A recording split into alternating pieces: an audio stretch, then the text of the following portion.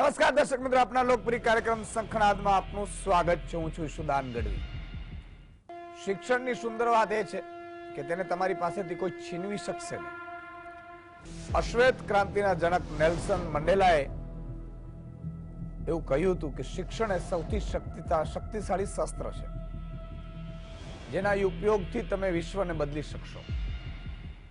જાણીતા લેખક ઉમાશંકર જોશીએ પણ કહ્યું છે કે માતૃભાષાનું શિક્ષણ વ્યક્તિત્વનું નિર્માણ કરે છે, ચારિત્રનું ઘડતર કરે છે અને સંસ્કારોનું સિંચન કરે છે. પરંતુ વરવી વાસ્તવિકતા એ છે કે 14 થી 18 વર્ષના એક જે તાજો રિપોર્ટ આવ્યો છે એસઆરનો રિપોર્ટમાં એવું છે કે 14 થી 18 વર્ષની વયના 25% વિદ્યાર્થીઓને ગુજરાતી પણ વાંચતા સરખું નથી આવડતું. આ વિદ્યાર્થીઓ પોતાની જ માતૃભાષામાં ધોરણ 2 નું લખાણ સારી રીતે વાંચી શકતા નથી. 51% વિદ્યાર્થીઓ અંકગણિતના સરળ પ્રશ્નો પણ ઉકેલી શકતા નથી અને 78.9% વિદ્યાર્થીઓ ગણિતમાં એટલા કાચા છે કે તેઓ સરળ લંબાઈ પણ માપી શકતા નથી. 3.3% વિદ્યાર્થીઓ એવા છે કે જેમને વિભાજનના દાખલા આવડતા નથી. 42.7% વિદ્યાર્થીઓને અંગ્રેજી વાંચતા નથી આવડતું. આ સ્થિતિ છે આપણી. હાલની સ્થિતિ એવી છે કે સોશિયલ મીડિયાએ દાટ વાળી દીધો છે. 14 થી 18 વર્ષના 91% વિદ્યાર્થીઓ મોબાઈલની આદતથી છૂટી નથી શકતા. Annual status of education report એટલે કે અસર 2023 ના આંકડાઓ શિક્ષણના સૌથી કથળેલા સ્તરનો ચિતાર દર્શાવે છે. આ રિપોર્ટ ગામડાઓમાં શિક્ષણની પદ્ધતિ અને વિદ્યાર્થીઓની શૈક્ષણિક કુશળતાની વાસ્તવિકતા સમજાવે છે. આ સર્વેમાં સૌથી ચોંકાવનારી બાબત એ સામે આવી છે કે 77% કિશોર વિદ્યાર્થીઓ માત્ર મનોરંજન માટે સ્માર્ટફોન વાપરે છે. જો કે આમાં કોનો વાંક છે? એક સવાલ છે. નેતાઓના બાળકો પ્રાઇવેટ સ્કૂલમાં ભણે છે, ગરીબ અને મધ્યમ વર્ગના બાળકો સરકારી શાળામાં ભણે છે. આદિવાસી સમાજના બાળકો આજે પણ ઘણી જગ્યાએ વૃક્ષ નીચે ભણવા મજબૂર છે. 26 જૂન 2023 ના રોજ ગુજરાતમાં આદિવાસી વિસ્તારમાં શિક્ષણની કથળતી વ્યવસ્થાને લઈને એક આઈએએસ અધિકારીએ ધવલ પટેલે શિક્ષણ સચિવને પત્ર લખ્યો હતો અને પત્રમાં ખુલ્લી રીતે રાજ્યની શિક્ષણ નીતિ પર સવાલ ઉભા કર્યા. શાળા પ્રવેશોત્સવ દરમિયાન ભૂસ્તર અને ખનિજ વિભાગના કમિશનર ધવલ પટેલે છોટાઉદેપુર જિલ્લાના આદિવાસી વિસ્તારની શાળાની મુલાકાત લીધી. જે બાદ તેમણે જણાવ્યું હતું કે 6 પૈકી 5 શાળાઓમાં કથળેલું શિક્ષણ જોઈને મારો હૃદય અવર્ણનીય ગ્લાનિ ફીલ કરે છે. આ ગરીબ આદિવાસી બાળકો પાસે શિક્ષણ માટે કોઈ વિકલ્પ નથી. ગુજરાતના કથળેલા શિક્ષણ માટે સડેલો શબ્દ એમણે વાપરેલો. એમણે જણાવ્યું હતું કે બાળકોને આ પ્રકારનું સડેલું શિક્ષણ આપીને આપણે તેની સાથે અન્યાય કરી રહ્યા છીએ. પત્રમાં લખવામાં આવ્યું છે કે બાળકો અને વાલીઓ આપણા પર આંધળો વિશ્વાસ મૂકે છે. એમની સાથે આ પ્રકારનું છળ કરવું એ નૈતિક અધપતનની પરાકાષ્ઠા છે. આ બાળકો 8 વર્ષ આપણી સાથે રહે છે અને તેમણે આપણે સરવાળા બાદબાકી ન શીખવાડી શકીએ તો એ આપણી ઘોર અસમર્થતાનું ઘાતક છે. મિત્રો, સકડાદની સામે ગોઠવાઈ ગયા છો. એક પ્રશ્ન લઈ લઉં પછી આગળ વધીશું. મને ખબર છે, કારણ કે સવાલ એ છે કે સવાલ પેલા લઈ લઉં એટલે તમે જવાબ આપવામાં તમને પછી સરળતા રહીએ. બધા ગોઠવાઈ ગયા છો ને? બધું બરોબર? અને બે પાંચ લોકોને ફોન કરતા રહ્યો યાર. ઈસુદાનભાઈ, થોડી તબિયત નરમ હોય ને તોય એવું થાય કે આ જનતા માટે આ શરીરનો એક એક કણ છે ને લગાડી દેવો છે. અને તમે 5-25 ભલા માણસ ફોન ન કરતા હો તો સ્થિતિ એવી આવશે કે આ શંખનાદ છે ને એ બીજું અસત્યની સામે છેડેલું સત્યથી ચાલતું આ યુદ્ધ છે. પહેલા બારૂદ ગોળા, તોપો, ભાલા, હથિયાર, તીરકામઠાથી યુદ્ધ લડાતા હતા. હવેનું યુદ્ધ આપણે બુદ્ધિથી લડવાનું છે, સમજણ શક્તિથી લડવાનો છે. અને એનો આ શંખનાદ છે. મેં તમને કીધું કે એક એક વાતથી તમને જાગૃત કરવા છે.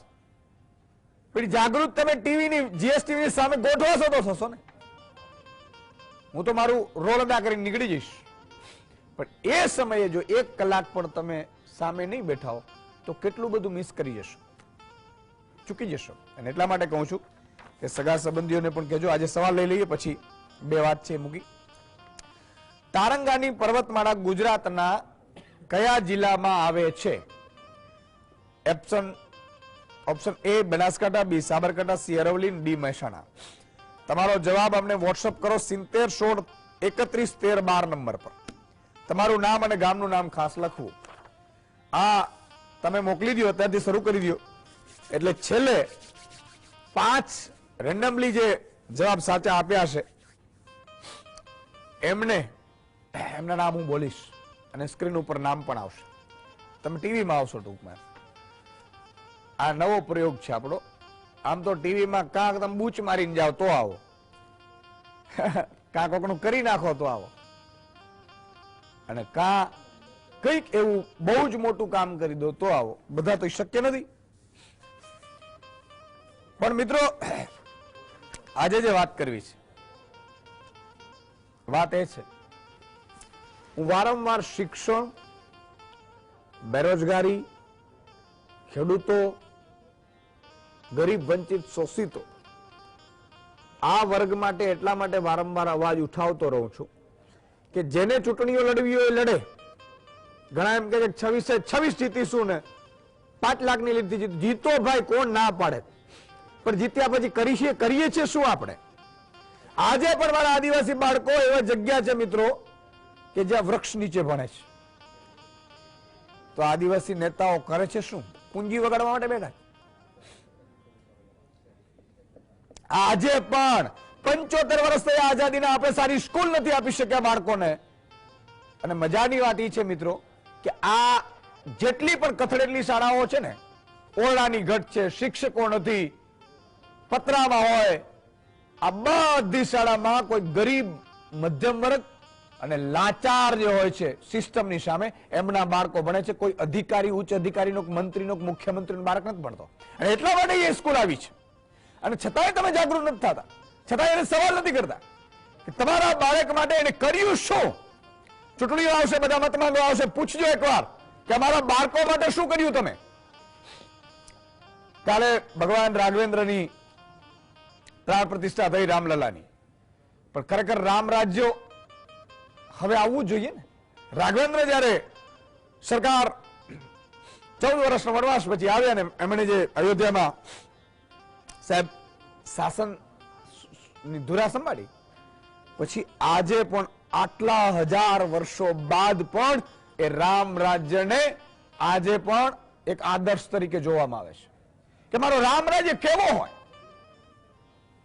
કેવું રાજ્ય હોય કે જ્યાં સર્વ સુખી હોય, અમીર ગરીબનો ભેદ ન હોય, સર્વને ન્યાય મળતો હોય, સમય પર ન્યાય મળતો હોય.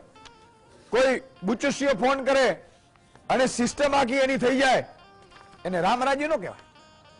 અને એટલે સંત ઋતેશ્વરજી મહારાજે શું કહ્યું છે, આવો એમનો વિડીયો સાંભળીએ. जिस देश में निःशुल्क शिक्षा हो, उत्तम शिक्षा हो, सबके लिए समान, चाहे ये बालक बैठे हैं वैदिक पाठ करने वाले या प्रधानमंत्री का बेटा बैठा हो, निःशुल्क शिक्षा और उत्तम शिक्षा, निःशुल्क चिकित्सा और उत्तम चिकित्सा सबके लिए.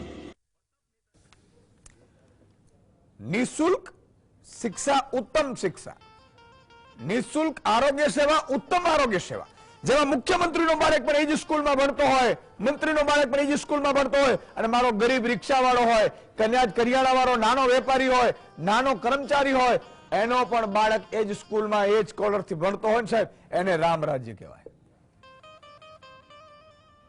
આજે જે અધિકારીએ હિંમત કરી હતી, મને ખબર છે એમના ઉપર ભાજપના આદિવાસી નેતાઓ સવાલો કરતા, તમે તો ભૂસ્તર શાસ્ત્રીનો છો, એનો કરો નહીં કે, કારણ કે એની પોલ ખુલતી હતી. એટલે આ ધરતી ઉપર તમે આવ્યા છો, તમે સાહેબ એક દિવસ આ ખોડીઓ છોડીને જવાનો છે. તમને સત્તા મળી છે. આજે આજે આજે મંત્રી આદિવાસી સમાજમાંથી આવે છે, શિક્ષણ મંત્રી. કરો તમારામાં તાકાત હોય તો આદિવાસી બાળકોનું તો શિક્ષણ સારું કરો, ચાલો કરો. અને એનો દીકરા પાસે જોઈ લેજો તમે. અત્યાર સુધીના જેટલા પણ આદિવાસી સમાજના મંત્રીઓ આવ્યા, એના દીકરા ક્યાં છે? એના દીકરા અમેરિકામાં હોય, આપણે રાજી થઈએ, પણ એના જ દીકરા માત્ર અમેરિકામાં હોય, અને આપણા દીકરા ઠેકાણા વગરની સરકારી સ્કૂલમાં ભણતા હોય તો એનો સિસ્ટમનો આપણે વિરોધી છે. આપણે કોઈ પર્સનલી કોઈનો વિરોધ ન હોય જ ન શકે. મારો એવો સ્વભાવ પણ નથી સાહેબ. આપણે સાચું કોઈના બાપને પણ કહી શકીએ, પણ એનો પર્સનલ ક્યારે ન હોય. ન થવું જોઈએ, કારણ કે તો ઈશ્વર મને માફ ન કરે. આમાં દ્વેષ ભાવના ન હોય, રાગ ભાવના ન હોય, એનાથી અલિપ્ત થઈને જવું પડે. પણ મિત્રો, દુઃખની વાત એ છે કે જે આ અસરનો રિપોર્ટ આવ્યો એમાં 14 થી 18 વર્ષના 25% બાળકો ગુજરાતી વાંચી નથી શકતા. હવે એમાં નથી શકતા એનું કારણ શું છે? એના પાછળ આપણે કેટલાક જવાબદાર છીએ. હમણાં ચૂંટણીઓ આવશે, નેતાઓ આવશે, નેતાઓ રેલીઓ કાઢશે, પરચીઓ બાંટશે, એના કાર્યકર્તાઓ એમાં એને મળી જાય છે. ખબર, સ્લીપો બાંટે તમારા ઘરે આવીને. પણ કોઈ સ્કૂલની જાણકારી આપવા નથી આવતો. કોઈ તમારા અને મારા ઘરે સરકારી સેવા ઉપલબ્ધ કરાવવા નથી આવતો. કેમ ભાઈ? કાર્યકર્તાઓને મોકલો, જેના પણ પાર્ટી ના હોય. હું અહીંયા પાર્ટી માટે નથી બેઠો, કોઈ પણ પાર્ટી ના હોય, તમારા કાર્યકર્તાઓને ઘરે ઘરે મોકલો. એ કરવું નથી. ચૂંટણી આવે તો કાર્યકર્તા ઘરે ઘરે જાય, આપજો મત, આપજો, ભીખ માંગે મતની. જયારે ગ્રાન્ટ ફાળવવાની વાત આવે, આપો સાહેબ. અમદાવાદ જેવા અમદાવાદ સિટીનો 10,000 કરોડનું બજેટ છે, અને છતાંય ત્રીજા ચોથા વરસાદમાં એ પાણી ફૂલ જતું હોય. અને આજે પણ આપણે અમદાવાદમાં એવી 100 સ્કૂલો સારી ટોપ આલાગ્રાન્ટ બનાવી નથી શક્યા. 75 વર્ષની આઝાદીને થવા જાય છે. સરકારો કેટલી આવીને ગઈ, કેમ? એના ઉપર મતદાન થતું નથી. એટલે આજે તમે હું બીમાર પડીએ છીએ, હોસ્પિટલમાં જઈએ છીએ, લાખો રૂપિયાનું બિલ ચપડાવે છે. કાં તો લાગવે લગાવવી પડે સરકારમાં, ડોક્ટર નથી. સરકારીમાં ડોક્ટર ભરતા જ નથી. એમ શિક્ષકો પણ તમે જુઓ, મોટા ભાગની શાળાઓમાં શિક્ષકો નથી. અને શિક્ષકો હોય તો શું હોય ખબર છે? કાં તીડ ઉડાડતા હોય. એ તીડ ઉડાડો, હાલો. ગુરુ છે, તમે ઉડાડો ને તમારા દીકરાને મોકલો. અમારા દીકરા જ્યાં ભણે છે એ શિક્ષકો ને તમે તીડ ઉડાડવા મોકલો, એને તમે વસ્તી ગણતરીમાં મોકલો, એમે તમે જાત જાતના ભાત ભાતના રિપોર્ટો કરાવવા મોકલો. અને તમારા જે બાળકો જે પ્રાઇવેટમાં ભણે છે એમાં શિક્ષકને માત્ર ભણાવવા સિવાય ક્યાં કામ નથી. અને સાહેબ, મજાની વાત એ છે કે આપણા ક્વોલિફાઈડ શિક્ષકો, ટીચર માત્ર ને માત્ર સરકારી શાળામાં છે. આ તમને આશ્ચર્ય થશે. પ્રાઇવેટમાં એટલા ક્વોલિફાઈડ ટીચરો નથી, છતાંય ત્યાં પરિણામ સારું આવે. શું કામ? ત્યાં ટીચરોને 50 જણા કે 90 જાતના કામ સોંપવામાં નથી આવતા. મારું કહેવાનું એટલું છે સાહેબ, આ ગળા ફાડું છું ને તમારા દીકરાઓના સંતાનોના ભવિષ્ય માટે ફાડું છું. મારું કઈ સ્વાર્થ નથી, મને કઈ ફેર નથી પડતો. પણ અમીર ગરીબ અને એ સ્ટેજ હોવા છતાંય ગરીબોનું વિચારીએ ને, એનું નામ જ માનવતા કહેવાય. માનવ ધર્મ સૌથી મોટું છે. એટલે આ તમામ મુદ્દા ઉપર ચર્ચા કરવા માટે આપણી સાથે 4 મહાનુભાવો જોડાયા છે. ફોન લાઈન પણ ખોલીશું. ગણપતભાઈ કલાલ છે, ગુજરાત એકતા મંડળ વાલી મંડળ છે. ડોક્ટર નેહા રાવલ શિક્ષણવિદ છે. ચેતાલીબેન મોદી એચઆર પ્રિન્સિપાલ, અને એમને પણ જોજો આંદોલનો કરવા પડે છે. ગુરુએ હાલો નીકળો, દર મહિનો થાય 2 મહિના થાય એટલે કે હાલો, પછી પોલીસ વાળાને ધમકી મારે. અને વાસુદેવભાઈ પટેલ રાજકીય વિશ્લેષક છે, ઓલ ટાઈમ હિટ. 4 મહાનુભાવોનું ખૂબ ખૂબ સ્વાગત છે. શરૂઆત ચેતાલીબેન થી લઈ લઈએ. ચેતાલીબેન, દર વખતે તમારે કંઈક ને કંઈક ભાઈ માંગણીઓ હોય, પ્રશ્નો હોય. મને ખબર છે કે અત્યાર સુધીના 75 વર્ષ આઝાદીના થયા, કોઈ મુખ્યમંત્રી એની માંગ સાથે નીકળ્યો હોય કે ભાઈ મારે ચૂંટણીમાં આ કરવું છે, એવું મેં સાંભળ્યું નથી. મંત્રીઓ રસ્તા ઉપર આવ્યા હોય મેં સાંભળ્યું નથી. આઈએસ આઈપીએસ રસ્તા ઉપર આવ્યા હોય મેં સાંભળ્યું નથી. મોટા ઉદ્યોગપતિ રસ્તા ઉપર આવ્યા હોય મેં સાંભળ્યું નથી. પણ આ ગુરુ, શિક્ષકો, ગરીબના બાળકો જે જીઆરડી જવાનો હોય, એલઆરડી જવાનો હોય, આ બધાને કંઈક ને કંઈક ભોગવવું પડે છે. તમારે શું સમસ્યા છે? અને ખરેખર શિક્ષકો, તમે પ્રિન્સિપાલ છો, અને કેવી શાળા છે? પગાર કેન્દ્ર શાળા છે. હા. અને ત્યાં ભણવા કેવા બધા કલેક્ટરના દીકરા આવે છે?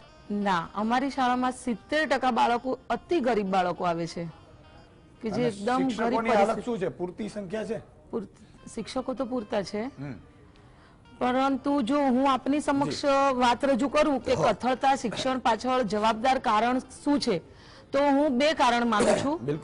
એક કર્મચારીનો અસંતોષ, અને બીજું છે કે શિક્ષકોને શિક્ષણ સિવાયની અધર કામગીરી જે ઓનલાઈન કામગીરી આપવામાં આવે છે એ કામગીરી જો બંધ કરી દેવામાં આવે તો 100% શિક્ષણમાં સુધારો થશે. અને જે કર્મચારીનો એક નાનકડો દાખલો આપીને હું આ વાત રજૂ કરીશ કે કોઈ પણ બિઝનેસમેન હોય તો એ સફળ બિઝનેસમેન ત્યારે જ થશે કે જ્યારે એનો કર્મચારી પોતે સંતુષ્ટ હશે. જ્યારે અમે તો સરકારના કર્મચારી છીએ, સરકારની પૂરી નિષ્ઠાથી કોઈ પણ કામગીરી અમે નિભાવીએ છીએ, છતાં પણ અમારી માંગણીઓ કોઈ સંતોષાતી નથી. અમારી જે એચટાટ કેડર છે એ 2012 થી અસ્તિત્વમાં આવી. જ્યારે આજે 12 વર્ષ થઈ ગયા છતાં પણ કોઈ આરઆર નક્કી થયા નથી કે બદલીના કોઈ પણ નિયમો નક્કી થયા નથી. 5 વાર પદાધિકારીઓ સાથે મીટિંગ થઈ હોવા છતાં બદલીની ફાઇલ તૈયાર થઈ ગઈ હોવા છતાં ખબર નથી પડતી કે આ ફાઇલ કેમ બદલીના નિયમો બહાર નથી આવતા. તો સરકારને આપના માધ્યમથી હું એ કહેવા માંગુ છું કે બદલીના જેમ ગઈકાલે જ રામ ભગવાનને 500 વર્ષે અયોધ્યામાં પોતાનું નિવાસસ્થાન મળ્યું એમ 500 કિલોમીટરથી જે દૂર વતનથી દૂર અમારા એચટાટ મિત્રો રહી રહ્યા છે તો એમને પણ બદલીનો લાભ સત્વરે મળે, ઇલેક્શન આવે એ પહેલા બદલીનો લાભ મળે એવી જો એ વસ્તુ થશે અને જો કોઈ એચટાટ એના વતનની નજીક થશે, પરિવારની નજીક જશે તો 100% એ મનથી ફ્રેશ રીતે કામ કરી શકશે અને 100% શિક્ષણમાં સુધારો આવશે. ઓકે. બીજું ઓનલાઈન કામગીરી. અમારા શિક્ષકોને 98 પ્રકારની કામગીરી ઓનલાઈન કરવાની હોય છે. યુડાયસ પ્લસ છે, બીએલઓ ની અધર કામગીરી કરતા હોય છે. તો શિક્ષક બાળકોને ભણાવશે ક્યારે? 98 પ્રકારની કામગીરી કરે. 98 પ્રકાર લગભગ 98 પ્રકારની તો છે જ, એનાથી વધારે હશે કદાચ. બરોબર છે. એટલે બધી સરકારી કામગીરી તમારા ઉપર થોપી દેવામાં આવે, ભાઈ એક કામ કરો તમે બનાવી નાખો. મિત્રો આ જ હું કહી રહ્યો છું કે તમારા દીકરા વિદેશમાં ભણે ને મેં ઘણા બધા મંત્રીઓ માત્ર મને આમ બધા મિત્રો છે, મિત્રો પર્સનલ સંબંધની જગ્યા હોય પણ સાચું છે એ જ્યારે નહીં કહીએ ત્યારે તુલસીદાસજીએ પણ લખ્યું છે કે સચિવ, વૈદ્ય અને ગુરુ જો એ સાચું નહીં કે તો એ રાજનું પતન થાય છે, ધર્મનું પતન થાય છે, નીતિનું પતન થાય છે. બધા મારા મિત્રો જો એને પૂછું કે ક્યાં દીકરો, તો કે આપણો દીકરો વિદેશમાં. નહીં, તમારા દીકરા વિદેશમાં ભણે છે, અહીંયા ગરીબોના દીકરા માટે આપણે બેઠા છીએ, એનું તો કંઈક કરજો. તો કેશુદાનભાઈ આ બધા મુદ્દાઓ તમે કહો છો, બાકી એવું હોતું નથી. ચૂંટણી તો કંઈક અલગ જ મુદ્દા ઉપર લડો, એમાં કાંઈ વાંધો નથી. એ તમને ભગવાન તમને જે સુજાડાય. ગણપતભાઈ તમારી પાસે આવવા માંગીશ. વાલીઓ બહુ બધા છે. અમદાવાદ જોઈ લો, વડોદરા, સુરત, રાજકોટ, મોટા ભાગના વાલીઓના પ્રાઇવેટ માં બાળકો ભણતા હોય છે. મોટા ભાગે સરકારીમાં ભણતા હોય તો એના પણ બચાડાને એ નથી હોતા. કોઈ વાલી એટલા સદ્ધર નથી હોતા તો બે છેડા માંડ કરીને ભેગા કરતા હોય. વેનની ફી હોય, આની ટ્યુશન ફી હોય, ફરીથી ટ્યુશન એ કરાવતા હોય, બધાને પેટે પાટા બાંધીને એમ થાય મારો દીકરો દીકરી ભણી જાય. અને આટલી બધી રાફડો ફાટે સરકારી સ્કૂલોમાં. એ સરકારી સ્કૂલોમાં એટલા માટે એટલે પ્રાઇવેટ સ્કૂલોમાં હમણાં તમે જો છેલ્લા 10 વર્ષમાં પ્રાઇવેટ સ્કૂલો રાફડો બિલાડીની ટોપની જેમ ખુલી છે. મોટા ભાગે નેતા અધિકારીઓની છે, પણ કોઈ સરકારી નથી ખુલતી. છતાંય વાલીઓ છે એ પોતાના બાળકોને ભણાવવા જાય છે પ્રાઇવેટમાં. ઈ ખર્ચો એને કરવાનો, પેટ્રોલ ભરાવાનો, ટેક્સ એને ચૂકવવાનો, બધું એને ચૂકવવાનું. છતાં કોઈ એને એવું વિચાર નહીં આવે કે આ તો સરકારની જવાબદારી જો એટલો ટેક્સ ચૂકવું છું અને ટપ કરતી જાય મતદાન કરી આવે. તો પેલા તો વાલીઓમાં જાગૃતિ નથી, બીજું એકતા પણ નથી. તમે કીધું કે હમણાં કે વાલી એકતા મંડળ છે, પણ આમાં વાલી એકતા ક્યાંય દેખાતી નથી. દર વર્ષે 10% ફી તો વધારો થાય છે. જી સાહેબ શ્રી, એક તો પહેલી વાત તો એ કે તમને ધન્યવાદ છે કે તમે સત્ય આજે મૂક્યું. 25 જિલ્લાઓમાં જે સત્ય બહાર આવ્યું ના, તો સરકારને મારે એ કેવું છે, તમે આખો પટ્ટી બાંધી દીધી છે ભૂપેન્દ્રભાઈ સાહેબ સીએમ અને શિક્ષણ મંત્રી સાહેબ ને. આ સત્ય તમને કાને દેખાતું કેમ નથી, આંખે દેખાતું કેમ નથી? સત્ય જેવું સત્ય. આજ એક પ્રિન્સિપલ બેન એમની વેદના દેખીને અમને દુઃખ થયું કે 90% ઉપર એમને ઓનલાઈન અને પ્રાઇવેટો કામ કરવા પડે છે. એમને ગૌરવ છે કે આવા શિક્ષણ આજે સત્ય બોલ્યા. જીએસટીવી ને બી ધન્યવાદ છે કે આ સત્યનો મુદ્દો લઈને બહાર આવ્યા છે. વાલી મંડળની વાત કરીએ સાહેબ શ્રી, વાલી હંમેશા જાગૃત છે, પણ શું કરે, સરકાર સામે ઝૂકી ગયા છે. શેના કારણે? એમના દંડના કારણે. આજે કોઈ એક વાલી, અમારા ગુજરાત વાલી એકતા મંડળના પ્રમુખ મુકુંદભાઈ રાજકોટના, એમને મુદ્દો ઉઠાવ્યો હતો સાયકલ, જે સરસ્વતી સાયકલ યોજનાનો, એમને ડિસમિસ કરીને એમને લેટર ઘરે પહોંચી ગયા સાહેબ. જ્યારે બી કોઈ વાલી આવો મુદ્દો ઉઠાવે ત્યારે સરકારનો લેટર તૈયાર હોય. આજે સરકારની આંખો ક્યારે ખુલશે? હું તો એ કહું છું, વાલી મંડળ આજે બી દરેક જગ્યા પૂછે 25% જો માફ કરાયું હોય ને કોરોના કેસમાં, કોરોનામાં ટાઈમમાં તો આ વાલી મંડળ હતું સાહેબ. આ ગુજરાત વાલી એકતા મંડળ હતું, 25%માં ઝુકાઈ નાખી હતું. અને ભૂપેન્દ્રભાઈ જે બીજા આપણા શિક્ષણ મંત્રી જે હતા, એમને 25% એક્સ્ટ્રા કીધું હતું ને એમને ઝૂકી જાય, એમને પોતાનો હાઈકોર્ટમાં કેસ ચાલતો હોય ને નીકળી ગયા હતા સાઈડમાં થઈને, વાલીઓને રોડ ઉપર મૂકી દીધા. આજે બી વાલી દરેક જગ્યા સાહેબ તૈયાર છે, પણ હું એ મંત્રીઓને, એ કોર્પોરેટર હોય, ચાહે સરપંચ હોય, ચાહે એમએલએ હોય, ચાહે મુખ્યમંત્રી સાહેબ સુધીની વાત કરી દઉં સાહેબ શ્રી, એમના દીકરો એક બી આજે પ્રાઇવેટ સ્કૂલ છોડીને સરકારી સ્કૂલમાં ક્યાંય દેખાતો નથી. અને કેવી સ્કૂલો જ્યાં કરોડોની ફલવાઈ કરી દેવામાં આવે ને સ્કૂલ ના હોય, ખોટા પાયે 1.5-2 કરોડ તમારે ફંડ આપી દેવામાં આવતું હોય અને ચેક કરો ત્યાં સ્કૂલ ના હોય. અને સાહેબ આ ચંદેરી ગામની હું વાત કરું, એક ગુજરાતની, ત્યાં આજે બી 40 જણા આજે બોટમાં વિદ્યાર્થીઓ એક ગામથી બીજા ગામ જઈ રહ્યા છે. એ ક્યારે? આ સરકાર, મને એટલું દુઃખ થાય છે કે અમે તો ફાઇટ કરીને રોડ ઉપર નીકળીને થાકી ગયા અને અમારે તો લેટરો સાંભળવા પડે સાહેબ. લોટેરોનો રાહ દેખવી પડે અને બ્લેકલિસ્ટ કરવા માટે અમારી રાહ જોતી હોય. અને સાહેબ બીજી વાત કરીએ સાહેબ શ્રી, આજે આ સ્કૂલો કરતા તો પ્રાઇવેટ સંસ્થાઓ, પ્રાઇવેટ ક્લાસીસ સારા. એ કમસે કમ ગેરંટી તો આપે છે કે તમારા છોકરાને પાસ કરવાની ગેરંટી અમારી. તો તમારું સાહેબ શું કામનું અમારું ભણતર? તમે જે સ્કૂલો આપો છો તેનું શું કામનું? સ્કૂલોને ફેરવી નાખો ક્લાસીસમાં અને ક્લાસીસ લાવી દો સ્કૂલોમાં. તો જો આટલો સ્કૂલનો વિદ્યાર્થી, મારો ગુજરાતનો વિદ્યાર્થી શું કઈ રીતે પાસ થાય છે? જે સંચાલકો જે કે છે ગેરંટી આપે છે પ્રાઇવેટ સ્કૂલ વાળા, ક્લાસીસ વાળા, એ સ્કૂલોને ટીચર બનાવી દો, બીજા સ્કૂલોને નાખી દો સાઈડમાં સાહેબ. જે ગેરંટી તો આપે છે અમારા ગુજરાતના દીકરા દીકરીને, અમને ગૌરવ છે. બિલકુલ ગણપતભાઈ જોશમાં આવી ગયા. મને એવું લાગ્યું કે હમણાં કદાચ અમને શિક્ષણ મંત્રી તરીકે બેહાડી દઈએ તો ભૂકા કાઢી નાખે. નહીં સાહેબ, હા, ખાલી કહું છું, તમારી લાગણી છે અને તાકાત એવી જોવી જોઈએ.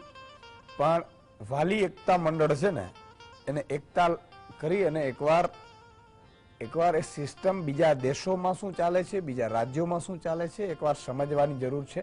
આપણે ભણેલા છીએ, આપણા બાળકોને ભણાવીએ છીએ પ્રાઇવેટમાં, પણ ક્યારે વિચાર્યું કે અમેરિકા આજે ટોપ શું કામ છે, જાપાન ટોપ શું કામ છે, જર્મની ટોપ શું કામ છે?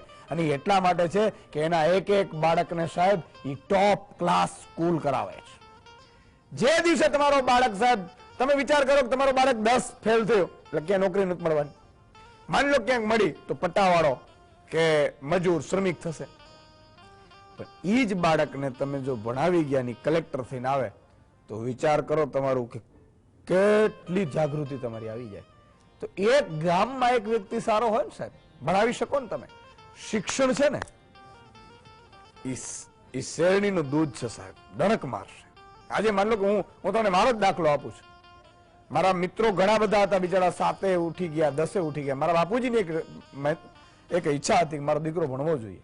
મારા પરિવારમાં ઘણા નથી ભણ્યા. આજે ભણ્યો તો આજે મને ખબર પડી કે આ તો આમ હોય અને આ તો આમ કરે છે. લાખો કરોડોનું બજેટ, લાખો કરોડ સાહેબ. સરકાર પાસે ક્યારેય રૂપિયાની કમી નથી હોતી સાહેબ. આ મેં મારી, કારણ કે હું પત્રકાર પર રહ્યો છું, અઢળક રૂપિયો હોય. ચૂંટણીમાં ક્યારે કમી પડી? એની સભાઓ, રેલીઓ, આ બધું પોસ્ટરો, હોર્ડિંગ્સો લાગી જશે. તમે જુઓ આમ આમ ચિતરી દે કેમ તમારા મારા બાપની સંપત્તિ છે, પેઢીઓ છે. બીજું કે સાહેબ તમે ચેક કરો ને કે છેલ્લા 25 કે 50 વર્ષમાં કે 30 વર્ષમાં 10 વર્ષમાં કેટલી કંપની, આ કેટલી ઉદ્યોગોને કેવી રીતે જમીનો આપી છે. જો માત્ર મારા ગરીબોને, વંચિતોને, દલિતોને આપી હોત ને તો ઈ પણ નભીને ઈ પણ કરોડપતિ થઈ જાય. આ તો ષડયંત્ર છે. જે ચૂંટણીમાં મતદાન રૂપિયા લઈને કરે છે, તો જ્ઞાતિ, જાતિ, ધર્મના આગેવાનના કહેવાથી મતદાન કરે છે ને, ઈ દેશમાં ક્યારેય કોઈ દિવસ ભલું નહીં થાય. આવા જ બુચસી આવી જશે. કારણ કે જ્ઞાતિ જાતિ એકને તો ફોડી શકાય ને, પણ આખું ગામ નક્કી કરે કે ના મારે તો સારી સ્કૂલ જોઈએ, મતદાન કરીશ બે. અને એક તો મતદાનનો બહિષ્કાર ના કરો. મતદાનનો બહિષ્કાર કરો એટલે એને ફાવતું તો વૈદ્ય બતાવ્યું નહીં કરવાનું. ક્યારે મતદાન એક જ અધિકાર છે સાહેબ. અને ચૂંટણી કાર્ડ કઢાવતા રહ્યો. ઘણા લોકો ચૂંટણી કાર્ડ જ નથી કઢાવતા. ચૂંટણી કાર્ડ ન કઢાવો તો મતદાન ન કરો ને તો કોઈને હું તો એમ કોઈ સવાલ કરવાનો લોકશાહીમાં આપણે અધિકાર શું છે? જયારે ચૂંટવાની વાત આવી હતી ત્યારે તો ઘરે સૂતો હતો ભાઈ તું, અને પછી ગામ આગામાં ફાંકા ફોજદારી કરો છો. આમ થવું જોઈએ ને તેમ થવું જોઈએ, પછી ચૂંટણીના દિવસે તું સૂતો હતો ભાઈ. એટલે કોઈ બુચ્ચસી આગળ આવી ગયો. માનો બુટલેગર છે ને તમે ગામમાં સરપંચ બનાવો છો, કરે શું? દારૂનો ધંધો કરે. ચોર હોય એને ગામનો સરપંચ તમે બનાવો તો શું કરે? ગામની જમીન ચોરી જાય. ડાકુ હોય એને તમે બનાવો સરદાર તો શું થાય? મારે કહેવાનું એ વસ્તુ છે કે આ સિસ્ટમ છે ને જડ અહીંયા જાય છે. એક નાનકડા વિરામનો સમય થયો છે. વિરામ બાદ ફોન લાઈન ખોલીશું, તમારો ફોન લાગશે અને તમને પણ જો હજી મહાનુભાવો પણ છે અને એક ઘટના જુનાગઢની તમને હચમચાવી નાખ. મિત્રો, ઉત્તર ગુજરાતની 30% શાળા આંગણવાડીઓમાં છાત્ર અને છાત્રા માટે અલગ ટોયલેટ નથી. આ સ્થિતિ છે આપણા ગુજરાતમાં. વિકાસ કોનો થાય છે ને એ બહુ અગત્યનો છે. ઘણા લોકો ખબર છે એમ કહેતા અરે બહુ વિકાસ બહુ વિકાસ થયો. આખો બ્રિજ જ ખાઈ ગયો બુચ્ચસીઓ. વિકાસ તો થાય છે ને, પોતાનો થયો એને 4 ફોર્ચ્યુનર લીધી હોય, તમને મને દેખાય નહીં. હા, ઘણા આવા હોય પાછા કલાકારો મોટા, અને આસુરી શક્તિ એનો હોશિયાર બહુ હોય. તમે રાવણ જો કેટલો હોશિયાર હતો, બહુ જ બુદ્ધિમાન હતો. આસુરી શક્તિ હોય. તમે જોજો ગઠિયો હોય ને, ગઠિયો છેતરપિંડી કરતો હોય ને, સાતીર દિમાગનો હશે. હા, ગામનું કરી નાખશે, બીજી વાર કરી નાખશે, ત્રીજી વાર કરી નાખશે, છતાં એમ પગે પડી નીકળી જાય. મારો વાંક નતો, સામે વાળા આપ્યો નહીં રૂપિયા એટલે ન આપ્યો. પણ એક તમને હચબચાવી નાખે એવી વાત છે. જુનાગઢમાં પોલીસે રિમાન્ડ માંગ્યો. એક આરોપીને વિરુદ્ધ છેતરપિંડીની ફરિયાદ થઈ સુરતના હર્ષિલ કરીને. આમ જુનાગઢના ભાઈ હર્ષિલને આમ કે 1 લાખની આસપાસની છેતરપિંડી હતી. પીએસઆઈ એને ઉપાડી આવ્યા, ધરપકડ કરી. પીએસઆઈ કીધું 3 લાખ રૂપિયા આપ, નહીં તો ઢોર માર મારીશ. શું કીધું? 3 લાખ રૂપિયા આપ, નહીં તો ઢોર માર મારીશ. 1 લાખની ફરિયાદમાં 1,20,000ની સમથિંગ ફરિયાદ હતી. હું ભૂલતો ન હતો, 1,20,000ની છેતરપિંડીનો ગુનો નોંધાયો હતો. બરોબર છે. પીએસઆઈ મુકેશ મકવાણાએ આ હર્ષિલ લક્ષ્મણભાઈ જાદવ 40 વર્ષના યુવાનને એવો ઢોર માર માર્યો કે જ્યારે રામ મંદિરની પ્રાણ પ્રતિષ્ઠા થઈ રહી હતી ત્યારે મારો ગુજરાતનો દલિત યુવાન અમદાવાદની હોસ્પિટલમાં જીવન મરણની વચ્ચે ઝોલા ખાઈ રહ્યો હતો પોલીસના મારથી. પોલીસે રિમાન્ડ લીધો. રિમાન્ડમાં પોલીસે મારવાનો અધિકાર નથી. ઘણા લોકો જોજો, સમજજો તમે. આ મહાસંક્રાંત કરીશું એના ઉપર અત્યારે રિસર્ચ ચાલી રહ્યું છે કે પોલીસની તાકાત શું છે અને પોલીસ શું ના કરી શકે. હા, એક એપિસોડમાં એવો તમને સમજાવીશ કે એડવોકેટ ટૂંકા પડશે તમારી પાસે, એવો તૈયાર તમને કરી દેવું છે મારે. એટલી જાગૃતિ કરવી છે. હવે પીએસઆઈ એ 3 લાખ રૂપિયા માંગ્યા. હું બધાને આપણે કહું છું, કોઈ પણ પોલીસ રૂપિયા માંગે, લાંચ માંગે, એ કોન્સ્ટેબલ હોય, હેડ કોન્સ્ટેબલ હોય, એસઆઈ હોય, પીએસઆઈ ને 2 સ્ટાર હશે અહીંયા, એ પીએસઆઈ કહેવાય. એક સ્ટાર નહીં હોય, 1 સ્ટાર હોય એસઆઈ કહેવાય, આસિસ્ટન્ટ સબ ઇન્સ્પેક્ટર. 3 સ્ટાર હોય પીઆઈ, અને અહીંયા બાજુમાં જો ડીવાયએસપી તો ડીવાયએસપી લખેલો હોય. બરાબર છે. આખું એનો એપિસોડ કરીશું એટલે તમને ખબર પડી જશે કયો અધિકારી કયા લેવલનો હોય. આરે ભાઈએ 3 લાખ માંગ્યા, નો આપ્યા, ઢોર માર માર્યો. સાહેબ, આ તો પ્રસાદભાઈ દયાળે એને આ મુદ્દો ઉઠાવ્યો. હું અભિનંદન આપું છું પત્રકાર, અને એમણે મુદ્દો ઉઠાવ્યો અને આજે મેં મેસેજ સાંભળ્યા કે એની સ્થિતિ પીએસઆઈ વિરુદ્ધ હત્યાના પ્રયાસની કલમ લગાડી. કોઈ પણ પોલીસ અધિકારી પેલા લાંચ માંગે ને તો 1064 નંબર છે એન્ટી કરપ્શન બ્યુરોના, એનો ફોન લગાડીને એને પકડાઈ દેવાનો. કોઈ પણ લાંચ માંગે, રૂપિયો લાંચ આપવાની નહીં. બીજું, મારવાનો કોઈને અધિકાર નથી. મારે એટલે તાત્કાલિક હોસ્પિટલમાં દાખલ થઈ જવાનો, અને હોસ્પિટલમાં દાખલ થાવ એટલે પોલીસે કમ્પલસરી ડોક્ટર કે ભાઈ આને માર માર્યો છે એટલે પોલીસે આવવું પડે, અને એ જ પોલીસે પોલીસ વિરુદ્ધ ફરિયાદ લેવી પડે. માની લો પોલીસ વિરુદ્ધ ફરિયાદ ન થાય તો વકીલ હશે, વકીલને કહીને કોર્ટમાં ફરિયાદ કરી દેવાની. આ રક્ષકો છે સાહેબ. બીજા દેશોમાં પોલીસને જુએ ને એટલે નાગરિકો સુરક્ષિત મહેસૂસ કરે. હિન્દુસ્તાન એક એવો દેશ છે કે જ્યાં પોલીસને જુએ ને એટલે લોકો ભાગે, ડરે. કારણ કે આપણું કામ જે રક્ષક છે એ મોટા ભાગે ભક્ષક બની રહ્યો છે ને ખાખીને બદનામ કરી રહ્યા છે. બધા એવા નથી હોતા, 80% સારા હોય છે. તો આ મુદ્દા ઉપર પણ આવીશું. એક દર્શક મિત્ર લઈ લે, કુલદીપભાઈ બનાસકાંઠાથી. જી કુલદીપભાઈ. નમસ્કાર સર. નમસ્કાર. પહેલા તો અભિનંદન આપને કે આપ સરસ મજાના પ્રશ્નોની વાચા આપી રહ્યા છો. Thank you. અને આપના માધ્યમ થકી અમને પણ અમારા પ્રશ્નોની વાચા આપવાની તક મળી. હું ગુજરાત રાજ્ય એકતા હિત રક્ષક સંઘના પ્રમુખ કુલદીપભાઈ ભાટિયા વાત કરું છું. બોલો બોલો. સરકારે 2012 થી અમારી કેડરની રચના કરી, અને સરકારનો હેતુ એચઆર શિક્ષકો દ્વારા, મુખ્ય શિક્ષકો દ્વારા ગુજરાતના શિક્ષણમાં આમૂલ પરિવર્તન લાવવાનો માનનીય નરેન્દ્રભાઈ મોદી સાહેબનો અભિગમ હતો. પણ 12 વર્ષે પણ આજે ક્યાંક અમારી કેડરને અન્યાય થઈ રહ્યો છે, અને અમે જે હેતુ સર અમારી કેડરની રચના થઈ હતી એ 12 વર્ષે આજે ક્યાંક હાંસિયામાં ધકેલવાનો પ્રયત્ન થઈ રહ્યો છે. અમારી કેડરના મુખ્ય પ્રશ્નોની વાત કરું આપના માધ્યમ થકી સરકારશ્રીમાં, તો એક તો બદલીનો મુખ્ય પ્રશ્ન છે, જેની અમારા ચૈતાલીબેન સંગઠન મંત્રીએ વાત કરી.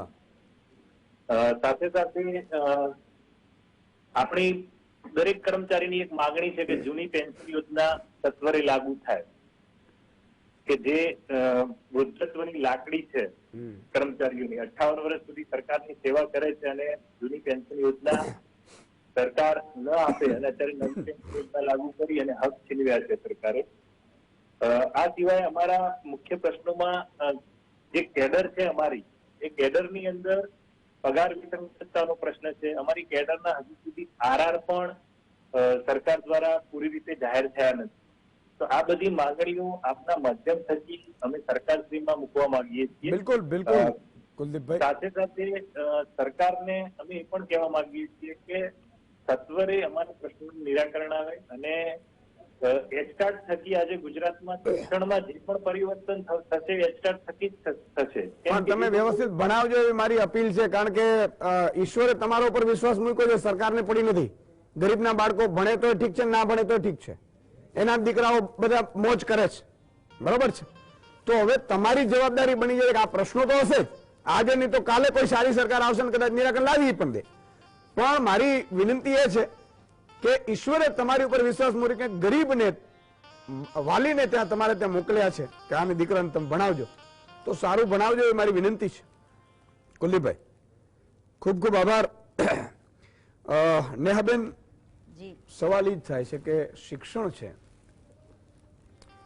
એ, માન લો કે આદિવાસી સમાજની વાત કરીએ, ચૂંટણીઓ આવશે એટલે બધી પાર્ટીઓ રેલીઓ કરશે મોટી મોટી, પણ ઈ આદિવાસીઓ જે રેલીમાં આવ્યા હશે અથવા તો કોઈ પણ ગરીબ વંચિત શોષિત બધા રેલીમાં આવ્યા હશે, એને કઈ ખાવાનું આપે, એને કઈ એ ટ્રાન્સપોર્ટેશન આપી દેશે, પછી એના બાળક માટે ઈ જ આદિવાસીને નાણાં લગાવડાવશે, પણ એના જ બાળકને વંચિત રાખશે ભણવાથી, આરોગ્યથી.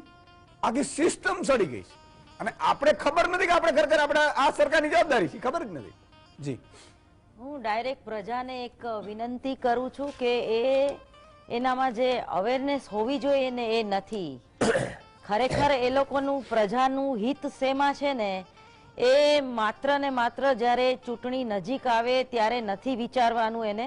આજે તમે જુઓ આપણા અમદાવાદમાં જ 108 યુનિવર્સિટી, પ્રાઇવેટ યુનિવર્સિટી જે બિલાડીના ટોપની જેમ ફૂટી નીકળી છે, અને એની મોંઘી દાટ ફી 40,000 થી તો એક સેમિસ્ટરની ફી શરૂ થાય છે 2.5 લાખ સુધી.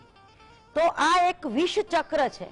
તમારા બાળકોને જ્યારે તમે 2.5 લાખ રૂપિયા ફી આપીને ભણાવો છો તો એ તમને કેવું ભ્રષ્ટાચાર કરવા માટે તમારું જે વર્તન છે એ આગેકૂચ થશે.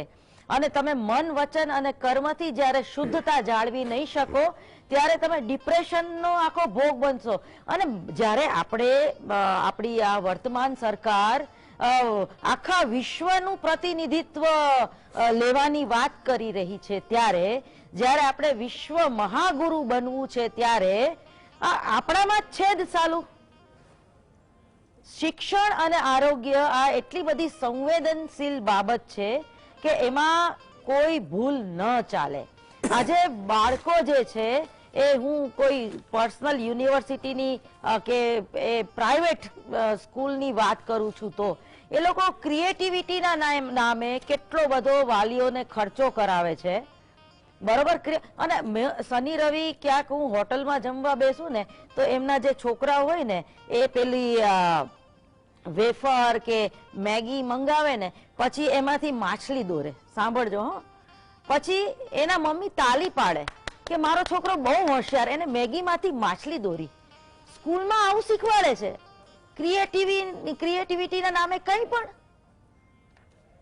શિક્ષણ એટલે કે તમારી ગર્ભિત શક્તિ છે, એને બહાર લાવવાની પ્રક્રિયા, એમાં તમને શિક્ષક મદદ કરે છે. આજે ઝવેરચંદ મેઘાણી ક્યાં છે? આજે પત્રકારત્વની લાઈનમાં પણ તમે જોવો તો લોકોને પૂરું ગુજરાતી બોલતા આવડતું નથી. આજે 9મા ધોરણના બાળકને આપણે સુવિચાર લખવાનું કહીએ ને બોર્ડમાં, તો એને ક્યાં ઇન્વર્ટેડ કોમા લગાડવાનો એને ખબર નથી. મા બાપને ભૂલશો નહીં એવું એને લખવું હોય છે અને લખી બેસે છે મા બાપને ભૂલશો નહીં. આ આપણી પરિસ્થિતિ છે. આજે FY, SY, TY ના પેપર હું જોઉં છું ને, માત્ર 5 પાના માંડ લખી શકે છે બાળકો. અને જ્યાં ધડાકો લખવાનું હોય ત્યાં ઘટાડો લખે, ઘટાડો લખવાનું હોય ધડાકો. નથી એને ભ માં ખબર પડતી, નથી એને ઢ માં ખબર પડતી. અને આપણા વિદ્યાર્થીઓની તો ઓલા ધોબીના કૂતરા જેવી હાલત છે. પૂરું ઇંગ્લિશ નથી આવડતું, ગુજરાતી નથી આવડતું, અને એને પાછું કંઈક સ્વાઇલી કે ચાઇનીઝ કે એવું કંઈક શીખવું હોય છે. બોલો, એટલે એ બાળકની દયાજનક પરિસ્થિતિ હોય છે એ બાળકની. એટલે ટૂંકમાં દિશાવિહીન આપણે જઈ રહ્યા છીએ. વાસુદેવભાઈ તમારી પાસે આવવા માંગીશ. દિશાવિહીન આખી સિસ્ટમ ચાલી રહી છે. આપણે કીધું કે ભાઈ નવી શિક્ષણ નીતિ આવી. આજે ગુજરાત યુનિવર્સિટીની કોઈ પણ કોલેજમાં લાઇબ્રેરિયન નથી, અને આપણે વાંચે ગુજરાતની વાતો કરીએ છીએ. પેલા લાઇબ્રેરિયન તો તમે રાખો, કારણ કે કોઈ પુસ્તક લેવાતા નથી, બિલકુલ કોઈ વિદ્યાર્થીઓ ત્યાં બેસીને વાંચતા નથી, બરોબર. તો આ કોઈ પણ કોલેજમાં લાઇબ્રેરિયન ના હોવો જોઈએ. શું પટાવાળો નથી, લાઇબ્રેરિયન નથી, ને પ્રિન્સિપાલની ભરતી નથી થતી, કારણ કે નિયમ આપણા એવા છે કે કોઈને પ્રિન્સિપાલ તરીકે કામ કરવું હોય તો એના પગારમાંથી ઘટી જાય પગાર. બિલકુલ એવી કઈક વ્યવસ્થા છે. બિલકુલ. એટલે કહેવાનો મતલબ એ છે કે તમને હંમેશા અભણ રહે ને તો રેલીઓમાં તમે વિચાર કરો, ટ્રમ્પ જયારે અહીંયા આવ્યો ને ત્યારે લાખોની મેદની જોઈને એને વિચાર કર્યો ભારત ગજબ છે, લાખે આવી જાય. મેં કીધું લાખ નહીં 5 લાખે આવી જાય, 200 ખાવાનું મોકલીએ. આજે ગાંધીનગરમાં મારા મિત્રો બેસે છે, તો હમણાં આજે આપણે ફંક્શન ગાંધીનગરનું પૂરું થયું, જ્યાં 20-25 વર્ષથી કલર નહોતા થયા એ બધા બિલ્ડિંગને કલર થઈ ગયા. અને રસ્તા તો જાણે એવા સરસ થયા કે સ્મૃતિ ઈરાનીનો ગાલ હોય. કારણ કે હું ઇગ્નો યુનિવર્સિટીમાં જઉં છું ને તો એ મને ખબર છે. એટલે પર્સનલ વિષય છે, પણ આપણે બેનને શું કહેવાય રિસ્પેક્ટ આપીએ છીએ, સ્મૃતિ બેનને પણ. સવાલ એ છે કે જે આ વાસુદેવભાઈ કે આખી ઘટના છે કે જે લોકો નાણાં લગાડે છે જે પણ પાર્ટીના, એના દીકરા માટે તો કોઈ વ્યવસ્થા કરી નથી હોતી, છતાંય બિચારાને ખબર નથી. એક વસ્તુ. બીજું કે 14 થી 18 વર્ષના 25% વિદ્યાર્થીઓને માતૃભાષા નથી આવડતી. સાહેબ, માતૃભાષા શું છે? આવડવા માટે ભણવું તો જોઈએ ને, ભણ્યા વગર તો ન આવડે ને. મૂળ વાત એવી છે કે આપણને જે નડી રહ્યું છે વેપારીકરણ નડી રહ્યું છે. સૌથી પહેલું વેપારીકરણ 1968માં ચૂંટણી પંચે કર્યું. એને રાજકીય પક્ષોને સિમ્બોલ આપવાની જે શરૂઆત કરી એને કારણે આજે ઉમેદવારી વિધાનસભામાં કરવી હોય તો 5 કરોડ છે અને વેચાય તો 20 કરોડમાં વેચાય છે ચૂંટાયેલો. એમ સંસદમાં 10 કરોડ ને 50 કરોડનો રેશિયો છે. એ વેપારીકરણ પહેલું થયું. પછી બીજું વેપારીકરણ થયું એ રિયલ એસ્ટેટનું વેપારીકરણ થયું. તમે જમીનોની કિંમત જે રીતે જુગાર રમતા હોય ને એવી રીતે જે વધી રહી છે. એટલે આજે જ્યારે જે વસ્તુમાં વેપારીકરણ થાય ને એમાં નીચલો 70-80% વર્ગ છે ને એ એમાંથી બાદ થઈ જાય છે. એમ હેલ્થનું થયું તો તમે જુઓ 1 નંબર ઉપર 10 લાખ લોકો 10 લાખ રજીસ્ટ્રેશન થયા અને પૈસા કોઈમાં 6 લાખ થયા 2 લાખ થયા અને લાખો રજીસ્ટ્રેશન એક જ નંબર ઉપર એના બધા પૈસા ચાઉ થઈ ગયા. આ વેપારીકરણ છે. તો જેથી કરીને જે ખરેખર હેલ્થ માટે વાપરવા જોઈએ એ બીજે જઈને એના રસ્તા કરી લે છે. એવું એજ્યુકેશનમાં પણ એવું છે સાહેબ. એજ્યુકેશનમાં આપણી જે સૈદ્ધાંતિક વાત એવી છે કે 6% જે છે આપણું જે બજેટ છે એના 6% શિક્ષણ પાછળ વાપરવા જોઈએ. એ આપણી એક નીતિ નક્કી થયેલી છે. કેન્દ્ર સરકાર 1/2% વાપરે છે અને રાજ્ય સરકાર 1.5% વાપરે છે. તમે કલ્પના કરો આટલું જયારે બજેટ, તમે કહો હજારોનો બજેટ, આપણે બજેટ તો બીજે ક્યાં વાપરે છે? રોડ રસ્તામાં વાપરે છે. એટલે ઉખડી જાય તો ફરી થાય, ઉઘાડી નાખીને ફરી કરી શકાય. કોન્ક્રીટનો પેલા ડાંબરના કાઢીને કોન્ક્રીટ ના કરાય, કારણ કે એમાં દિવાલ તૂટે નહીં ને પાણી ફૂટે નહીં, એટલે એ ચાલે છે. એટલે કુલ મળીને જે વેપારીકરણ છે એ વેપારીકરણ શિક્ષણમાં છે મારી રહ્યું છે. મૂળભૂત રીતે શિક્ષણનું વેપારીકરણ એમને વધારે ઉપયોગી એટલા માટે છે કે એમાં જે નથી ભણતા બાળકો, જે બાળકો જેમનું એમને શોષણ જ કરવું છે એવી એક મોટી ફોજ 80-85% ઊભી કરે તો એમાંથી લૂંટી શકે.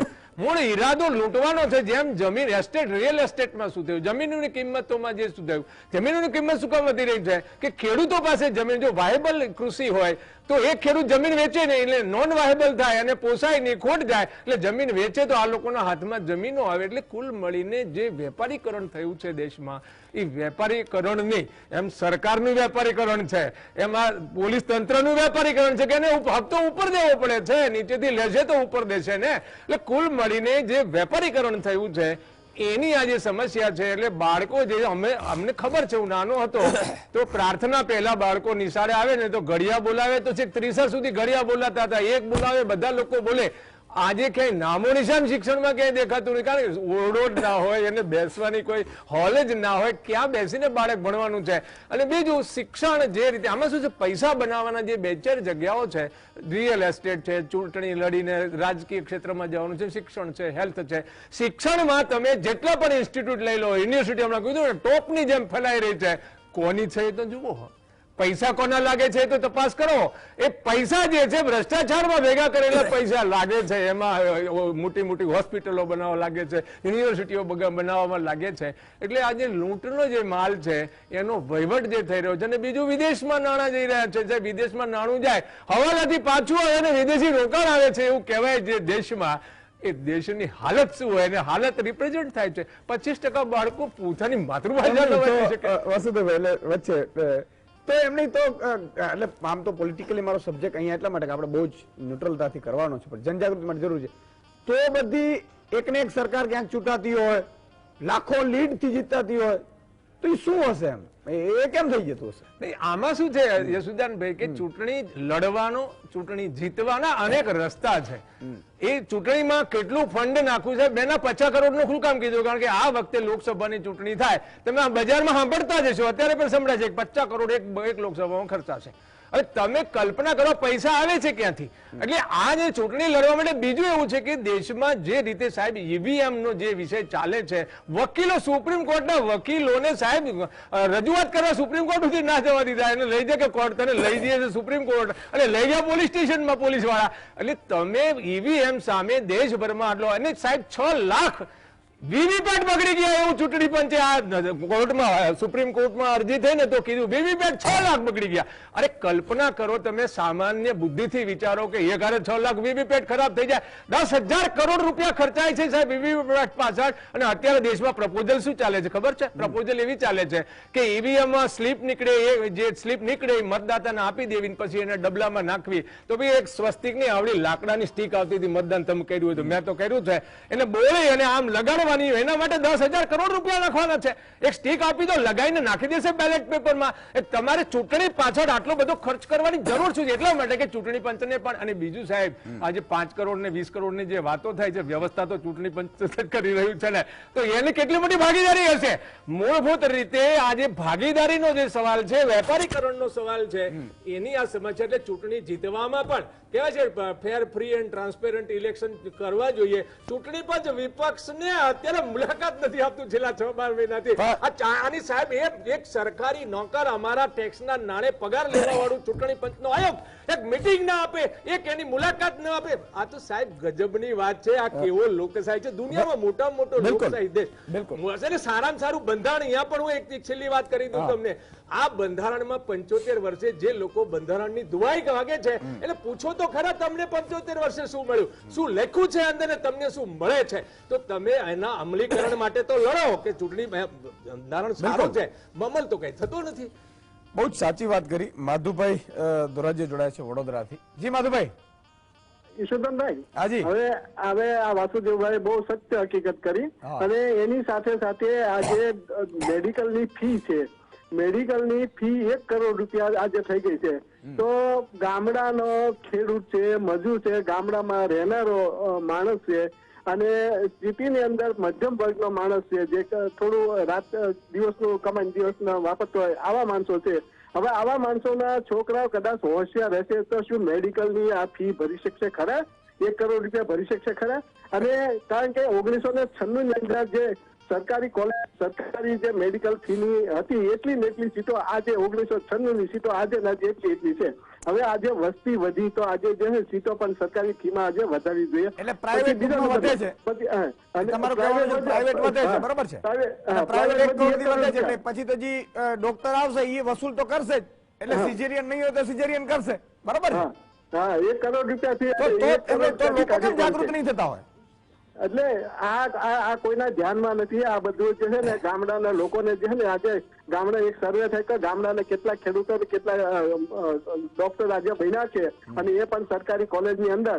તો આજે ખરેખર વાસ્તવિકતા ખ્યાલ આવે કે એક પણ મારા ગામની અંદર એક પણ છોકરો એ સરકારી કોલેજમાં નથી અને એ પ્રાઇવેટ કોલેજમાં જે છે ને હીરાનો કામગીરી કરે છે. એ લોન લઈને આજે એ ડોક્ટર આજે એ થઈ રહ્યો છે. એટલે આ પરિસ્થિતિ છે. ગામડાનો છોકરો એ કોઈ ડોક્ટર થવાનો નથી. આવતા 25 વર્ષની અંદર લખી રાખજો. બહુ સાચી વાત. માની લો કે માધુભાઈ, હું એ જ કહું છું, માની લો હું આજે ગયો ને મને ખબર પડી કે આ તો બહુ ખોટું કહેવાય, તો પછી તો હું જાગૃત થાઉં કે પછી હું એકને કે પાર્ટીને કે સરકારને કે માની લો કે હું પંજાબમાં હું મધ્યપ્રદેશમાં હું ગુજરાતમાં હું તો એકને એકને છૂટતો જ આવું છું એટલે કંઈક તો સારું થતું. મને ગમતું હશે 1 કરોડ રૂપિયા તો. એટલે આ જેને ખરેખર જે છોકરા જે છે ને જે ભણે છે ને એને જ ખબર છે. બાકી જે છે ને જેને ટકાવારી જે છે ને મેડિકલમાં એડમિશન 0.5% માટે રહી ગયું છે ને આવા છોકરા જે છે એ પરદેશ જાય છે, રશિયા જાય છે, ચાઇના જાય છે, બધે જાય છે. બહુ સાચી વાત કરી માધુભાઈ. આવા છોકરા 1 કરોડ રૂપિયા અહીંયા કાઢી શકવા નથી. 10-15 લાખ રૂપિયામાં જે છે ને એ ફોરેન ની અંદર શિક્ષણ. હવે વિચાર કરો, આપણો રૂપિયો પણ ત્યાં ગયો. ત્યાં જો 20 લાખ રૂપિયામાં MBBS થઈ જાય તો અહીંયા કેમ કરોડ થી લેવાય? આ વ્યવસ્થા સમજવા જેવું છે. ખૂબ ખૂબ આભાર માધુભાઈ. પણ જેમ વાસુદેવભાઈએ કીધું, આ આપણું આમ ચૂંટણીનો નથી પણ જાગૃતિ માટે વાત છે. હમણાં કીધું કે એક લોકસભા દીઠ 50 કરોડ હોય તો માન લો 500 સીટ છે એવી તો 25,000 કરોડની આસપાસ થાય ને. હું ભૂલતો ન, મારી ગણિત પાછી હારી નબળીમાં છે. હા, તો 25,000 કરોડ તો હું કોઈ ઉદ્યોગપતિ આપી દે મને તો, બરોબર? એવું બની શકે ને, હું એને જમીન આપી દઉં. લાખો કરોડ રાહત આપી દે છે ને, બેંકો માફ કરે છે. મને ખબર નથી આ હોઈ શકે કેમ. એમ માન લો કોઈ 50 કરોડ થાય એટલે એક ગામ દીઠ માન લો કે કોઈ જ્ઞાતિ છે એને વાડીમાં આપી દેવાના 10 લાખ. એવું બનતું હશે ને કે આ 10 લાખ તમારી વાડીમાં, તમારે મને મત આપી દેવાના. તો પછી હું શું કામ સ્કૂલ બનાવું, શું કામ હોસ્પિટલ બનાવું? તમે 1000 રૂપિયા 200-1500 રૂપિયા લઈ લીધા છે, મેં અહીંયાથી બૂચ મારી લીધા છે. આવું જ થતું હશે. આ તો મને ખબર નથી. આ એક વાત બહુ મોટું ષડયંત્ર છે મિત્રો. જો હું પોલિટિકલી વ્યક્તિ બહાર છું સ્ટુડિયોની, પણ મેં આ બધું જોયું છે. છતાં હું કહું છું, એટલા માટે કહું છું કે મને ખબર નથી. કારણ કે આ બધાના પુરાવા ન હોય, ઓથેન્ટિક ન હોય. પણ આપણે ગામમાં વાસણ લેવા, વાડીના વાસણ લેવા 50,000 લાખ કે 2 લાખ રૂપિયામાં આપણે ખરીદાઈ જઈએ છીએ મતદાનના દિવસે. પછી એ ગામમાં ક્યારે સારી સ્કૂલ બનાવવાની કે સારા રસ્તા બનાવવાની કે આંગણવાડીઓ બનાવવાની અને આંગણવાડીઓમાં ભણાવવાની અપેક્ષા નહીં રાખવાની, આરોગ્ય કેન્દ્રો બનાવવાની અપેક્ષા નહીં રાખવાની, ડોક્ટરો બનાવવાની અપેક્ષા નહીં. જે દિવસે સાહેબ, હું દેવાયત પંડિતની વાણી ઉપર કરવાનો છું શંખનાથ, જે દિવસે આજે સ્થિતિ એવી આવી છે કે ગરીબના લૂંટીને ખાનારાઓ ચાર્ટર પ્લેનોમાં રખડે, કેવી હાલત થશે એની. પણ એની તો થશે ત્યારે આપણી તો બૂચ વાગી ગઈ. એના 50 કરોડ રૂપિયા લોકસભામાં હોય ને, ગમે એને આપો ને તો એ જીતી જાય. અને 5 લાખ નહીં 25 લાખ ની એવું કહેવાય ટોટલ 17-18 લાખ હોય વોટ. અને તમે વિચાર કરો, એટલે કહેવાનો મતલબ એ છે, ઘણા લોકો ઝંડા લઈને ફરતા હશે, કોના છે ચેક કરજો, કોન્ટ્રાક્ટર હોઈ શકે. એટલે આપણે એમાં પડવું નથી, પણ આ તમને વાસ્તવિકતા કહું છું. પછી આપણી સ્કૂલો, આપણા બાળકોનું ભવિષ્ય ધૂંધળું થાય અને કેટલાક લોકો તો પછી વિદેશમાં ભાગી જાય છે. બીજો સંક્ષિપ્તનો ટર્ન લઈ લઉં. જી ચેતાલીબેન, શું કરી શકાય આ સિસ્ટમને સુધારવા માટે? જો હું તો એકદમ નીચેના બેકગ્રાઉન્ડ માંથી જ આવું છું કે જ્યાં બાળકોના પાયાનું શિક્ષણ અમારી શાળામાંથી મળે છે. તો એક અમારી શાળામાં પ્રજ્ઞા અભિગમ ચાલે છે, જે શિક્ષણની આ પદ્ધતિ જે છે ને એ બદલવાની જરૂર છે. પહેલાના જમાનાની અંદર જે શિક્ષકો ભણાવતા હતા, ક્યાં હતું પ્રજ્ઞા? તો શું કલેક્ટર તૈયાર નતા થતા? જીપીએસસી ક્લિયર નતા કરતા? અત્યારે 4 જૂથની અંદર બાળક ભણે તો શું એક ધોરણ 2 નું બાળક ધોરણ 1 ના બાળકને ભણાવી શકવાનો છે પિયર્સ ગ્રુપમાં? તો એક આ પદ્ધતિ બદલવાની જરૂર છે. અને શિક્ષકોને બીજી કોઈ પણ કામગીરીમાંથી મુક્તિ આપી અને શિક્ષકને 11 થી 5 બાળકો સાથે રહેવા દો, એની પોતાની પદ્ધતિથી એને ભણાવવા દો. આમ કરો એ જો બંધ કરી દેવામાં આવશે ને તો 100% શિક્ષણમાં સુધારો થશે. ઓકે, ગણપતભાઈ સંક્ષિપ્તમાં 1.25 મિનિટ. સાહેબ, યુનિવર્સિટીની વાત કરીએ, જે યુનિવર્સિટીમાં ગાંજાના છોડ મળતા હોય તો આપણો ગુજરાતનો દીકરો દીકરી ક્યાંથી શિક્ષણ પાસે? બીજી વસ્તુ, જો આ શિક્ષણને સુધારવું જ હોય તો એક્ટ, કાયદો આ સરકાર કેમ નથી લાવતી? કેન્દ્ર સરકાર, ગુજરાત સરકારને ગુજરાત વાલી એકતા મંડળથી એક રજૂઆત છે કે તમે શિક્ષણનો એક એવો કાયદો લાવો જેનો ડર શ્રીલંકા સુધી પહોંચે. રાવણ બી રામથી ડરે એવો કાયદો આ ગુજરાત એકતા મંડળની રાહ જોઈ રહી છે. અમારે કાયદો એવો જોઈએ કે સ્કૂલ સંચાલકો એકવાર શિક્ષક વાલી દીકરા દીકરી પર હાથ ઉડાવતા યા સાચું શિક્ષણ આપતા અટકાય ના, એ અમારી રાહ જોઈ રહ્યા છીએ. અમારા માટે કાયદો જરૂરી છે. ઓકે, પણ એ તમે જ શિક્ષકો પાછા મતલબ હું પણ નથી પડતો, પણ જેના દીકરાને ભણાવતો સરકાર નથી એ જ સરકારના પછી વાલીઓ પાછા ગુણગાન ગાઈને પ્રચાર કરતા હોય છે ને આનંદ થતો હશે. સાહેબ, એના માટે હાઈકોર્ટ, સુપ્રીમ કોર્ટ અમારા માટે જીવિત છે આજ સુધી. અને એ જીવિત છે એના માટે કે આવા લોકો મંત્રીઓને, આવા શિક્ષણ અને જે મંત્રીઓ એમએલએ જે છે ને એમને સુધારવા માટે. બિલકુલ. જી નેહાબેન, મારો એક પ્રજાને મારી એક અપીલ છે કે એ લોકો જાગૃત થાય અને એ લોકો પોતાના બાળકોને ક્યાં કઈ યુનિવર્સિટીમાં ભણાવે છે, કઈ સ્કૂલમાં ભણાવે છે, એના ટ્રસ્ટી કોણ છે? કોઈ રાજકારણી તો નથી ને, કોઈ બિલ્ડર તો નથી ને, કોઈ અભણ માણસ તો નથી ને, એ ખાસ ચેક કરે. અને શિક્ષણ તદ્દન ફ્રી હોવું જોઈએ, એમાં કોઈ પ્રાઇવેટ ને તમે મંજૂરી આપો જ નહીં. અને યુજીસી ની ગાઈડલાઈન પ્રમાણે જ એ એજ્યુકેશન હોવું જોઈએ અને સિલેબસ પણ એક સરખું જ હોવું જોઈએ. હું આવું પ્રબળપણે માનું છું. અને માતૃભાષામાં શિક્ષણ લેવું જોઈએ. હું અંગ્રેજીની વિરોધી નથી, પરંતુ તમને તમારી જે માતૃભાષા છે એમાં શિક્ષણ લેવું અનિવાર્ય છે. કારણ કે આપણને વિચારો હંમેશા આપણી માતૃભાષામાં જ આવે છે. આપણે સપના માતૃભાષામાં જ જોઈએ છીએ. વાસુદેવભાઈ સંક્ષિપ્તમાં. રાજાશાહીમાં પ્રજા રૈયત હતી, રાજા જેમ રાખે એમ એને રહેવાનું હતું. લોકશાહીમાં પ્રજાનો જે રોલ છે એક સૈનિકનો રોલ છે. આજે યુદ્ધ લડાઈ છે એનું જેને દારૂગોળો કહો તમે, એના મિસાઇલ્સ કહો, એની પાસે જે 2 વસ્તુ છે, એક મત છે ને બીજું સિગ્નેચર છે. જ્યારે આ દેશનો મતદાતા એના મિસાઇલથી લડશે, સૈનિકની ભૂમિકામાં આવશે, એ દિવસે આજે તંત્ર અને સરકાર પાસે જે પાવર છે એ ધારાસભ્યોને પાછો આપી દેશે અને એની પાસે નિયમ પ્રમાણે કામ કરવાનું આવશે. એ દિવસે એ ભ્રષ્ટાચાર કરતો બંધ થશે અને જે ઇમ્પ્લિમેન્ટ કરવાનું છે એ બધું જ, એટલે વેપારીકરણનું નાબૂદી કરવા માટે સરકાર પાસે નિયમો ઘડવાનો, જે પોલિસી બનાવવાનો જે પાવર છે અને તંત્ર પાસે જે નોટિફિકેશન જેને આપણે વિનિયમો કે જે લઈ લેશું, એ દિવસે એ ડ્યુટી બજાવશે. ન પોલીસ વાળો કોઈને દંડો મારી શકશે, ન શિક્ષક ભણાયા વગર રહી શકશે. જે દિવસે એનું અમલીકરણ થશે એ દિવસે આ બધી સમસ્યાઓમાં શિક્ષણની સમસ્યા પણ આવી જાય. બિલકુલ. સમય, કારણ કે સ્વાભાવિક છે સમય તો પૂરો થાય, સમય પૂરો થાય એમાં જ મજા છે, તો પછી આપણે કંટાળી જઈએ. એ પછી શંખનાદના કાર્યક્રમનો હોય કે આપણી જિંદગીનો હોય. હા, ઘણી જગ્યાએ 90 વર્ષ ઉપર જાય બધા હરીના નીકળી ગયા હોય મિત્રો, પછી એ બાપાને પણ મુશ્કેલી પડતી હોય છે કે હવે ઈશ્વર, ઘણી જગ્યાએ આપણે જોયું છે. પણ સવાલ એ છે મિત્રો મારે સરકારને વિનંતી કરવી છે, ચૂંટણીઓ લડો, જીતો, કાંઈ વાંધો નહીં. ચૂંટણીમાં ક્યારે ખરાબ તમે શું કામ કરાવડાવો છો? દારૂ તમે શું કામ વેચાવડાવો છો? મેં જોયું છે દારૂ વેચાતું હોય, રૂપિયા બાંટાતા હોય, કોઈ કાર્યક્રમમાં ગયા ને 15 લાખ રૂપિયા 10 લાખ રૂપિયા ગ્રાન્ટમાંથી આપી ગયો એટલે ગામના મતનો સોદા પડી જાય. સાહેબ, મંદિરોમાં આવી રીતે રૂપિયા લેવાશે તો રૂપિયાવાળો જ આવશે. રૂપિયાવાળો આવશે તો ક્યારેય તો હું એમ કહું છું કે કોઈ 5 ઉદ્યોગપતિને આપી દો ને, પૂરું થઈ ગયું. 5 ઉદ્યોગપતિઓ છે એ 20-30 હજાર કરોડ રૂપિયા આપી શકે. કહેવાનો મતલબ એ છે કે જે દિવસે દીકરીનો રૂપિયો, સ્વાભાવિક છે કે દીકરી કમાય અને ઘરમાં એવી રીતે હોય, એનો હું નથી કહેતો, પણ દીકરીનો લૂંટીને આપણે દીકરીનો લઈએ કે મતદાનનો રૂપિયો લઈએ ને, એ દિવસે આપણી પતનની શરૂઆત થઈ જવાની છે. પછી આપણા બાળક માટે કોઈ લડશે નહીં, કોઈ જાગશે નહીં. અને સાહેબ, આપણી હંમેશા એમાંથી બહાર આવો, આપણી માનસિકતા ગુલામી માનસિકતા છે. આજે પણ કોઈ ગોરાને જોઈએ એટલે આપણે ઓહો અમેરિકાથી આવ્યા છે, કેમ છો, કેમ છો, નમસ્કાર નમસ્કાર નમસ્કાર, એમ ક્યારે કેમ નથી વિચારતા તમારા કરતા હું વધારે ટેલેન્ટેડ છું, પણ મારી આ સરકારની ને સિસ્ટમોની કમજોરી છે કે મને એવી તક નથી મળી. બાકી હે અંગ્રેજ ગોરા, તારી તાકાત નથી, તારા કરતા મારા કરતા 10 ગણો બ્રેન છે. અને આજે પણ તમે વિદેશમાં મોટી મોટી કંપનીઓમાં જોઈ લો, ભારતનો સાહેબ નાગરિક છે ચીફ ઉપર. શું કામ? આપણે અહીંયા સાચવી નથી શકતા, રાખી નથી શકતા. અને એટલા માટે સિસ્ટમ સડેલી છે અને સિસ્ટમમાં આપણે હંમેશા રહેવું પડશે. આજે મારે શિક્ષણમાં હું એટલે ભાર આપું છું કે માની લો તમારે જાગૃત, તમારા બાળક માટે તમે જાગો. દરેક લોકોએ શિક્ષણને લઈને કહેવાનું, મારા ગામમાં હું એમ કહું છું કોઈને પણ મત આપો, મારે પડવાનું નથી થતું, એ મારો સબ્જેક્ટ નથી. આ સ્ટેજ ઉપર મારે તમને જાગૃત કરવાના છે.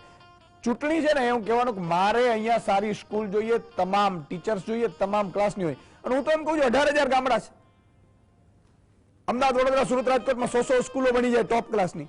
અને એમાં એક જ બિલ્ડિંગમાં સવારે 7 થી બપોરે 1 સુધી અંગ્રેજી મીડિયમ ભણાવો, 1:30 થી સાંજે એ જ બિલ્ડિંગમાં. બિલ્ડિંગનો ખર્ચ બચી જાય, ટીચર ભરી લેવાનું, ટીચર સારા તમે ભરી લ્યો.